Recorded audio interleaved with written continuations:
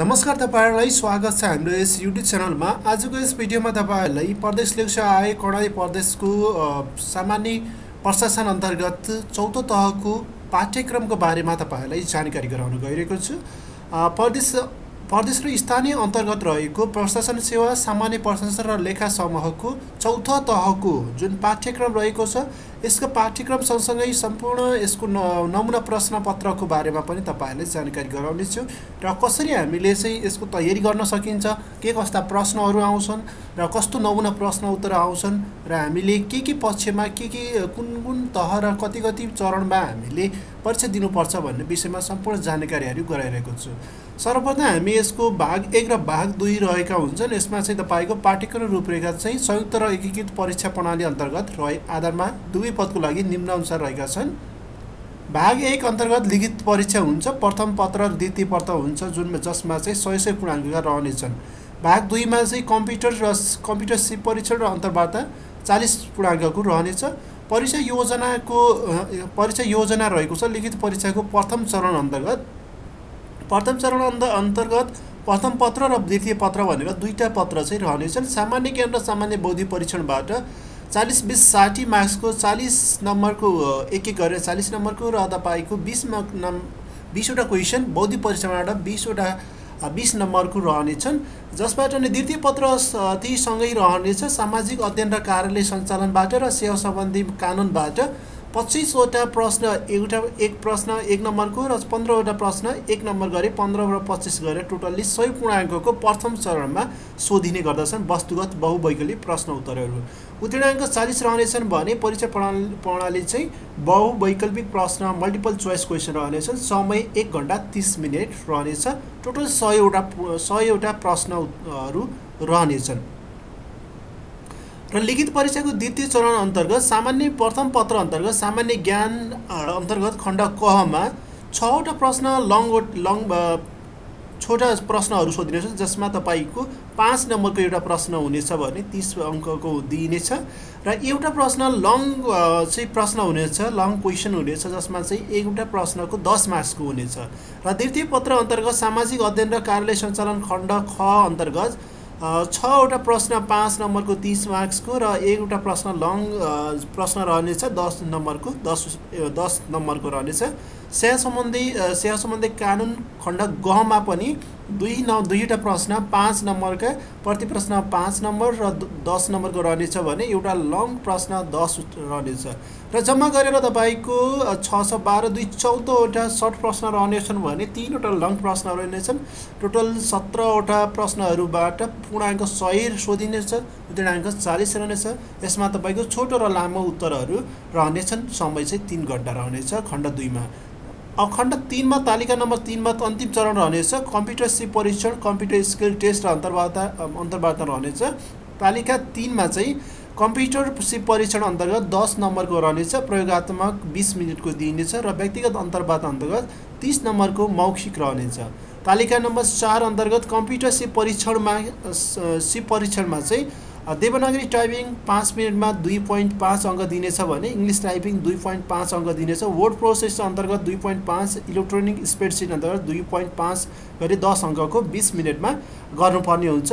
र यो पाठ्यक्रम चाहिँ रूपरेखा योजना चाहिँ अन्तिम योजनालाई संयुक्त र एकीकृत परीक्षा प्रणालीको आधारमा लिखित परीक्षा प्रथम चरण द्वितीय चरण अन्तिम चरण अन्तर्गत रहनेछ। अब यसमा तपाईको हामीले जान्नुपर्ने भनेको लिखित परीक्षाको माध्यम नेपाली वा अंग्रेजी दुवै भाषा हुनेछ र प्रश्नपत्र नेपाली भाषामा चाहिँ हुनेछ। प्रश्नपत्र नेपाली भाषामा रहनेछ। र अब हामी यसको जानकारी गरौँ। यसमा चाहिँ तपाईको प्रथम चरण फर्स्ट फेजको लिखित परीक्षाबाट छनौट भएका उम्मेदवारलाई मात्र द्वितीय चरणको लिखित परीक्षामा सम्मिलित गराइनेछ। यो पाठ्यक्रमको लागु मिति 2078 7 महिना 11 गते भएको हो। र यसपछि हामी यसमा चाहिँ कुन क्षेत्रबाट कतिवटा प्रश्न र के कस्तो हामीले पढ्नुपर्छ अध्ययन गर्नुपर्छ भन्ने विषयमा छलफल गरौँ। प्रथम पत्रमा सामान्य ज्ञान र सामान्य बौद्धिक परीक्षण अन्तर्गत रहनेछ। सामान्य ज्ञानमा चाहिँ तपाईको 80 वटा प्रश्न सोधिनेछ। टोटल्ली 80 अङ्कको सोधिनेछन् भने वस्तुगत 40 प्रश्न, विषयगत 6 वटा प्रश्न र विषयगत लङ प्रश्न एउटा रहनेछ, टोटल्ली 80 अङ्कको सोधिने गर्छ प्रथम र द्वितीय पत्र अन्तर्गत। सामान्य ज्ञान अन्तर्गत चाहिँ तपाईँको पृथ्वी सम्बन्धी सामान्य जानकारीहरूको बारेमा, नेपालको भूगोलमा बारेमा, नेपालको इतिहासको बारेमा जानकारी गर्नु हामीले पढ्नु पर्यो, नेपालको विकासको पूर्वाधारहरूको बारेमा, नेपालको आर्थिक अवस्थाको बारेमा, नेपालको शासन प्रणाली सरकारको बारेमा, पर्यावरणीय जैविक विविधताको बारेमा, संयुक्त राष्ट्र सङ्घ सार्क बिम्स्टेक सम्बन्धित जानकारी भयो, सूचना तथा विज्ञान प्रविधि सञ्चारहरूको बारेमा। यी सम्पूर्ण हाम्रो सामान्य ज्ञानबाट यस्ता विभिन्न टपिकहरूबाट हामीलाई प्रश्नहरू 80 नम्बरको सोधिने गर्दछन्।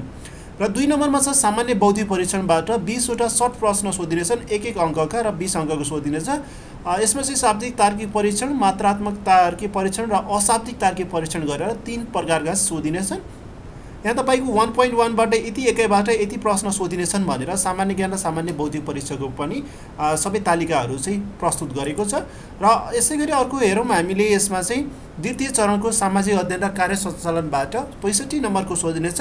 सामाजिक अध्ययन र कार्य सञ्चालनका यी विभिन्न किसिमका कर्णाली प्रदेशको भौगोलिक, आर्थिक, सामाजिक, सांस्कृतिक अवस्थाको बारेमा, सामाजिक विकृतिहरूको बारेमा, सहकारीको अवधारणा, सिद्धान्त र नेपालको सहकारी अवस्थाको बारेमा, व्यक्तिगत घटना दर्ताको, सामाजिक सुरक्षा, खाद्य सुरक्षा, मानवाधिकार बारेमा यस्ता विभिन्न टपिकहरूमा सोधिनेछन्। र कार्यालय सञ्चालन र व्यवस्थापनबाट पनि कार्यालय सञ्चालनको बारेमा, सङ्गठन अर्थ उद्देश्यको बारेमा, अभिलेखन व्यवस्थापन, सरकारी पत्र व्यवहार, चिठी पत्र, लेखा प्रणाली सम्बन्धी प्रश्नहरू रहनेछन् भने व्यवस्थापन सम्बन्धी प्रश्नहरू पनि कार्य सञ्चालन लेखाबाट हुनेछन्। र अर्को रहेको छ सेवा सम्बन्धी कानुन सम्बन्धी 35 नम्बरको सोधिने गर्दछन्। सेवा सम्बन्धी कानुनका विभिन्न किसिमका यस्ता विभिन्न टपिकहरूमा हामीले पढ्नुपर्ने छ, अध्ययन गर्नुपर्छ।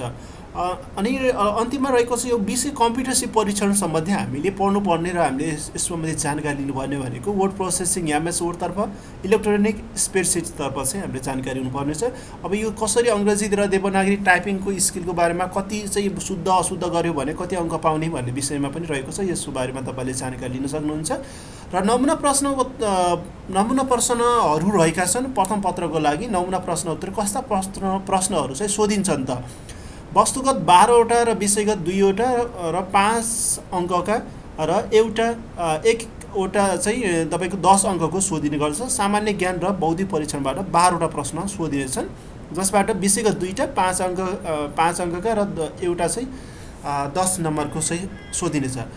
अब तपाईँको 1 वटा 10 नम्बरको सोधिनेछ। अब यहाँ तपाईँको वस्तुगत प्रश्नहरू रहेका छन्, यसरी बहुभौगोलिक प्रश्नहरू रहेका छन्। जस्तै नेपालको सरकारले पछिल्लो पटक जारी गरेको नेपालको नक्सा बमोजिम नेपालको क्षेत्रफल कति रहेको छ?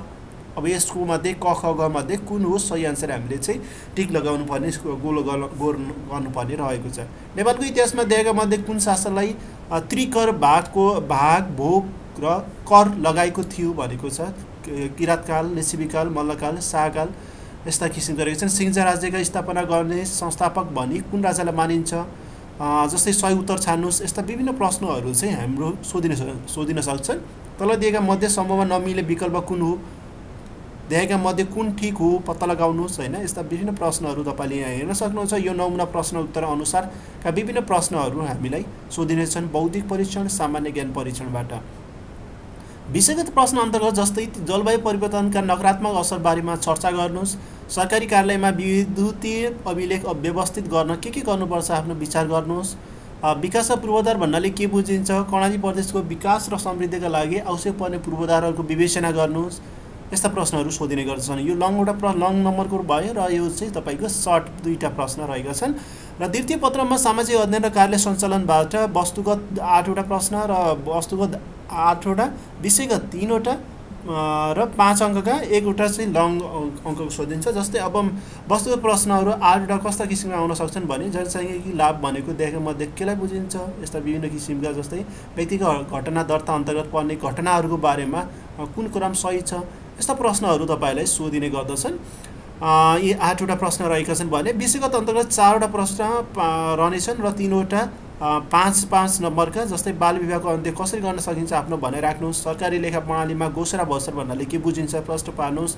भ्रष्टाचार भन्नाले के, कस्ता कसुलाई लिइन्छ बुझिन्छ लेख्नुहोस्। होइन एउटा लङ नम्बरको भनौँ न लामो प्रश्न उत्तर रहेको छ। गाउँपालिका र नगरपालिकाले लगाउन सक्ने करहरूको समाधान विवेचना गर्नुहोस् भनेको छ।